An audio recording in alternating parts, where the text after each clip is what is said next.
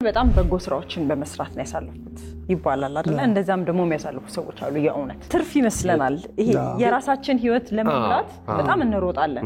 እና በጎ ስራዎችን ማከናወን ትርፍ ነገር ይመስለናል አንዳንዴ ህይወታቸው ያደረጉ ሰዎች አሉ ህይወታቸው ያደረጉ ሰዎች አሉ እኔ ጥሩ ልምድ ነበርኝ ሬዳዋ ምን አደረግ ነበር መሰል ድልጾራ የሚባል ሆስፒታል አለ ምን አደረጋለሁ ዝም ብዬ ገባና አቦ ደስ የሚል ዘመን በሁለት በር ነው ያለው በዚህ ተገበያለሽ በዚህና ገባለሁ አላቃቸውም እንግዲህ ያው የታመሙዋንን ገባለሁ እግዚአብሔር ይማራቸው አላህ ይማራቸው ምናምን ብዬ በዚህ በር ገብቼ በዛ ወጣል ከዛ ምንድነው የሚሆነው ሆስፒታሉ ውስጥ ገብቼ ከጠየቅኩ በኋላ ስወጣ ቀናናለሁ አቦ መሰግናለሁ ጤነኛ ሰው እንደዚህ አይነት ችግር የገጠማቸውን ሰዎች ደግሞ መጎብኘት ማየት ያስፈልጋል ጸጌ ቅድም እንዳልሽው የግዴታ እንትን መሆን የለበትም የችግሩ አካል መሆን የለብሽም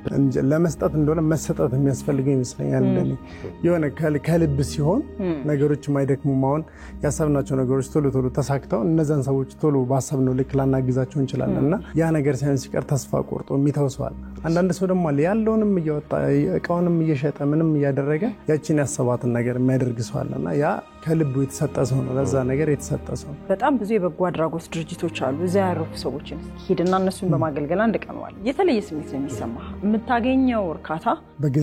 በገንዘብ እንትን የምትለው አይደለም ይሄ ስታረገው ነው የሚገባ ስትሆነው ነው የሚገባ እና ያንን ደስታ ስታገኘው ነው ማጣት አትፈልግም ሁላችንም እንሰራለን እናደርጋለን በመንችለው ግን በቂ ጊዜ ሰተናል እሱ ነው እንጂ ጥያቄው በተለያየ አጋጣሚ እዚህ አይነት ስራ ላይ የመሳተፍ እድሉ አለን ሁላችንም በስራችንም በቤተሰብም በሰዎች ደስታ የምትደሰች ሰው ነው ጸጊ የእውነት ይሄ በጣም ቀናነት ነው በጣም አሪፍነት ነውና አምላክ የሰጠሽ በረከት ነው ያ ማለት ግን አብርሃም ቀና ልባል ማለት